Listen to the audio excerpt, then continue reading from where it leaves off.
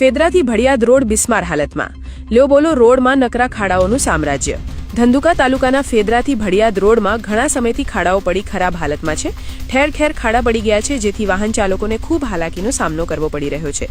વધુમાં આ રોડનો ઉપયોગ વધારે વેપારી, ખેડૂતો, વિદ્યાર્થીઓ, યાત્રિકો ઉપયોગ કરે છે અને ખાડાના કારણે એક સ્થળેથી બીજા સ્થળે જવામાં સમય પણ વધારે લાગે છે અને અકસ્માત થવાની ભીતિ સેવાય છે।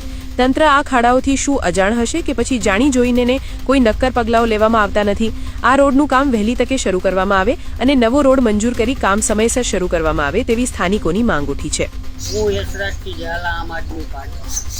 છેલ્લા ઘણા સમયથી ફેદરા ભડિયાદ રોડની હાલત એકદમ ગંભીર છે અને ઠેર ઠેર ખાડાઓનું સામ્રાજ્ય છે, જેથી આ વિસ્તારના લોકોને બહુ બધી તકલીફોનો સામનો કરવો પડે છે। વાહનો જ્યાં 15 મિનિટમાં પહોંચે તે જગ્યાએ 1 કલાકનો સમય લાગે છે। આ વાહનનો ઉપયોગ વિદ્યાર્થીઓ, ખેડૂતો, યાત્રાળુઓ અને આમ જનતા રોજબરોજ કરે છે।